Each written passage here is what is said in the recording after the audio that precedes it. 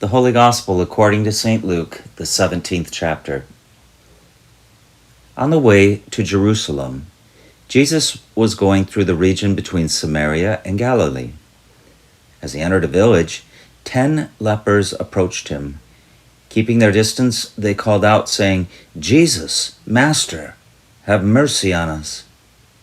When he saw them, he said to them, "Go and show yourselves to the priests." And as they went, they were made clean.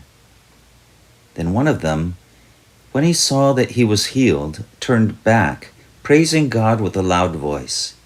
He prostrated himself at Jesus' feet and thanked him, and he was a Samaritan. Then Jesus asked, "Were not 10 made clean? But the other 9, where are they? Was none of them found to return and give praise to God, except this foreigner?" Then he said to him, "Get up and go on your way. Your faith has made you well." The Gospel of the Lord. First, a few words about social distancing. Appropriate distance to maintain to be safe is 4 cubits, or about 6 feet. If an east wind happens to be blowing, the requirement jumps to 100 cubits, which is 150 feet of social distancing. Breathing the same air is considered extremely dangerous. You see, during ancient biblical times, leprosy was a loathsome disease. The word itself comes from the Greek lepra, meaning scaly. And at the time, no vaccine was available. There was no Moderna, no Pfizer working on a vaccine even. It was an uncontrollable, slowly growing bacteria-based debilitating illness that would cause swollen lumps on the skin and ulcerous scabs all over the body. There was a numbness sensation that caused the leper to scratch him, her, themselves, and damage their body unknowingly. A leprous person could look deformed, their hair and body noticeably white, and therefore they were easy to spot, easy to identify. Their bodies would rot, and body parts would deform, and fingers and toes, and sometimes even feet would fall off. The leper would drag him or her or themselves along, and their voice would often sound like a dog growling or howling in pain, and the only hope for the leper was death. In biblical times, lepers were considered unclean, and they were forced to quarantine and separate themselves from the community. When someone was pronounced leprous, a pronouncement made by the temple priest, they were looked upon as dead, and they were cast out of society to dwell in a special place or colony out in the wilderness, living in caves and tents. The rabbis viewed leprosy as a chastisement from God because of moral issues. Well, the Mishnah, the oral tradition of Jewish law, which forms the first part of Torah, said that any contact with an infected person would compromise one's religious purity. And that's why the law required infected persons to cry out, "Unclean," anytime someone came close to them. Now, if someone had been potentially misdiagnosed, or perhaps healed, like in the case of our gospel lesson, it was only the priests who could declare someone ceremonially clean again. And that person could then be admitted back into the community and live a normal life. Well, leprosy, known today as Hansen's disease, is readily curable, but not back then. Back then it was only a horrible disease that kept loved ones from being with loved ones while they were dying. Society, at least the religious community, considered them dead already. Not only can we hear the cry of the leper from the physical pain of leprosy, but the cry of pain from the social stigma that was just as unbearable, separated from life, separated from community, separated from love, separated from God. Martin Luther was once asked to describe the true nature of worship. His answer, the 10th leper turning back. In this sense, you and I are like that 10th leper who returned to offer his gratitude for the new and full experience of life he had received. And we have found a way to do just that, to come to the table of grace, to receive the Holy Eucharist. Eucharist means thanksgiving. We recognize our place at the table. But Jesus asks the uncomfortable question. The 10th leper has returned to give thanks, but Jesus' focus isn't on him. It's on the other 9. We're not 10 made clean, Jesus says. The other 9, where are they? Jesus, thinking of the others, his mind focused on those who hadn't returned, and maybe his heart too. So bring your imagination to this story.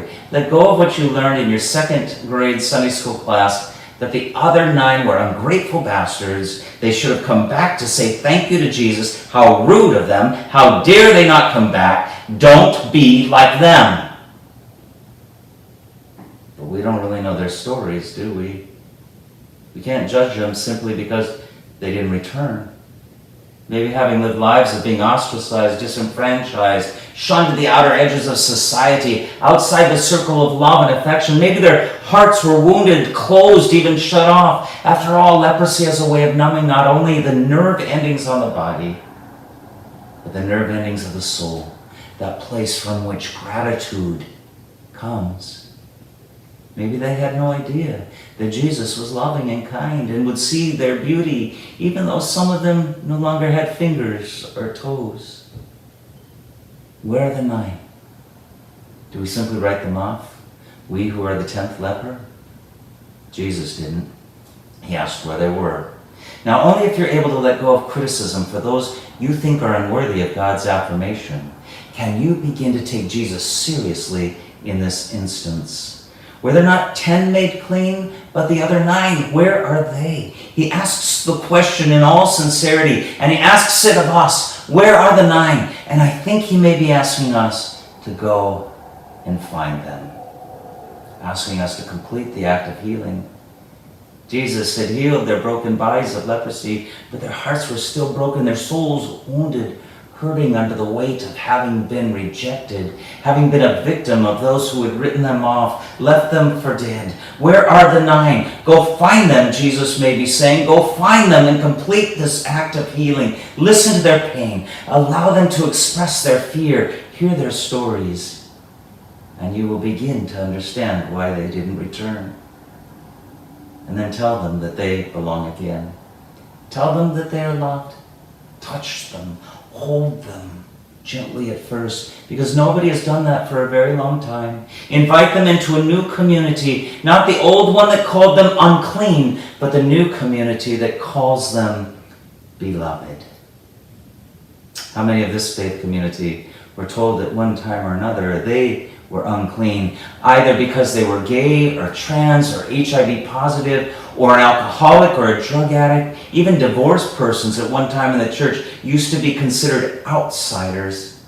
There are other reasons too why folks didn't measure up to the standards of the church. How many of you were told that God couldn't love you and that you were going to hell? And even more painfully, how many of you believed that lie? How many of those in these categories have never stepped foot into a church again or into a spiritual community? How many of them never returned? How many of them are still out there with a false perception of God and a misunderstanding of the church? But you and I did return. We gave church a second chance. We even gave God a second chance. Though God didn't really need it, God had simply been misrepresented. We know that now. God never stopped loving us. God never let go of us. God never even for a second stopped smiling on us and over our lives. And even if we did at the time perceive God to be harsh, critical, and judgmental, we know that was a false God. A God fashioned out of ignorance, bigotry, prejudice, fear, and hate. And now we've come to understand the true God of love, acceptance, affirmation, compassion, kindness, and blessing. We are the 10th leper. We have a place at the table already, but where are the 9? Many are missing from our Eucharistic Thanksgiving feast. Is Jesus saying that it's our job to go out and find them, to let them know that there's a place for them at the family table of grace, an invitation they haven't heard in a long time? Come to the table with your heart full of gratitude. But leave the table aware of your mission. Go find the other 9 and speak the good news of God's love to them. A God that doesn't even require our gratitude in order for us to be loved. Where are the 9? Amen.